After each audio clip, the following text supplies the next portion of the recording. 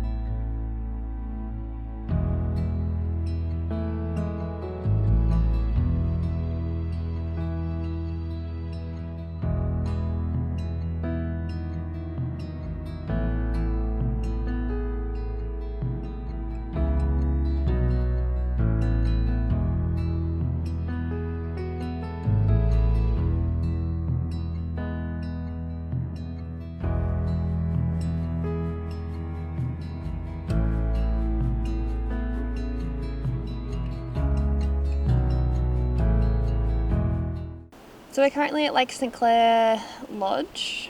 It's actually kind of the caravan park as well. So we just camped the night last night. We booked in advance and just booked a powered site, which was bloody expensive for a powered site, let me tell you that. For what you get. Yeah. And the facilities really aren't great, but anyway, we're not complaining, we're just keeping it real. We're in Tasmania, it's all good. Yeah. It's a beautiful location though, right by Lake St Clair, and you pretty much walk to the restaurant and all that, so really nice spot, not too busy, which is good. But yeah, we had an awesome time on the Gordon River cruise yesterday. It was really good. Went for 6 hours. It's quite a long time. But it first goes out to Hell's Gate, which is a narrow passage which leads into Macquarie Harbour, and basically it's the only way to get through the harbour because the water on the other side of the little islands is a metre deep. Yeah, it was a metre deep, and you can see the sandbars and everything along there. So it's home to a lot of shipwrecks. Yeah. So there's basically 2 islands on the way in, just little rocks basically with lighthouses on them to guide the ships through. So we actually went through that, and it was really cool. Yeah, and then the boat took us down to the Gordon River. So that's a World Heritage site. And it was absolutely beautiful. It was perfect weather. We had blue skies. The water was literally just glass, like a mirror. Unreal. Yeah. You couldn't have planned it any better. Weather-wise, yeah. It was just perfect. It was literally just a mirror. In the photos, it's hard to even tell which one's the river. You could have flipped it and you wouldn't even know which one's the sky and which one's the reflection. It was an unreal experience to be able to float down there, and they have electric motors, so it's just pretty much dead silent, and you're just floating down there, and it's just it's unreal. It's so peaceful. Yeah. But it's a $90 million boat, and it's only 3 years old. Yeah. Yep. And it was custom built and everything, so it's got diesel engine and electric engine.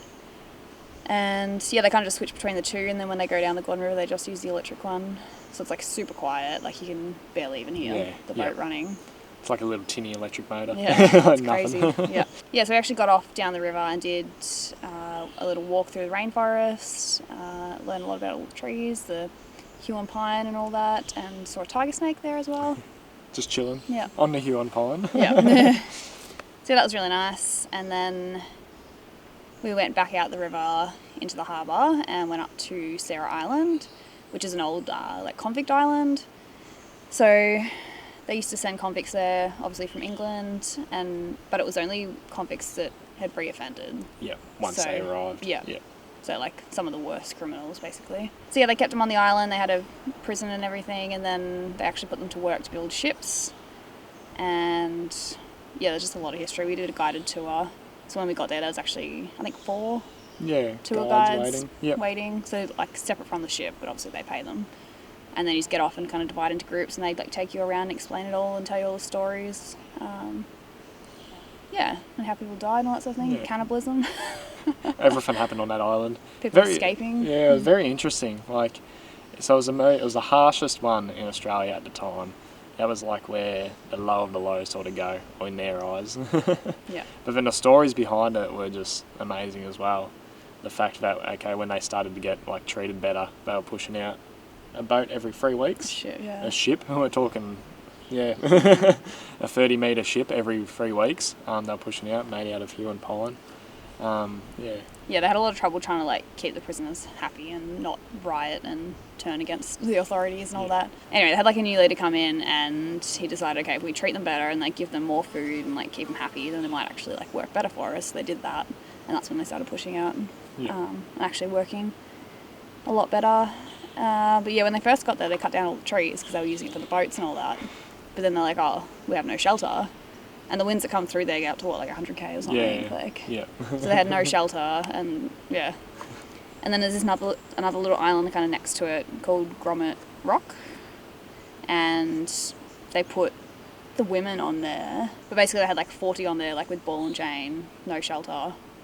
And just lived there. Just tiny little rock. It was crazy. So that was really good. We got a buffet lunch included. The ship was beautiful, and you could just walk around to all the decks. So they had one out the front on the main deck. On the second level there was one out the back, and then on the top you could just go and chill on the roof basically. Go see the captain. The only spot that was off limits is the fancy deck. You can pay more for a VIP seat. So that's the only one which is off limits, but that's just in the middle anyways. And it was quite expensive, but definitely worth the money because it's nearly a full day and includes lunch, and you get all these different stops, and it was really good.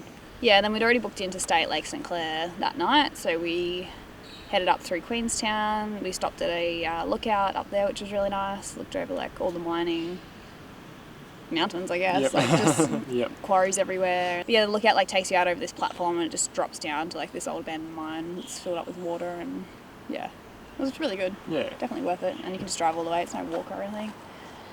And they made our way up to Lake St Clair, and we cooked healthy dinner last night. We had lots of veggies and some meat rissoles, which was after good. splurging for 2 days after the hike, which we regretfully did. Not regret. Now we regret. It was delicious, but we just needed some real food, so got veggies again for tonight. It turned out pretty well, actually. A lot of mosquitoes here, though. Yes. Even now in the morning, first thing in the morning,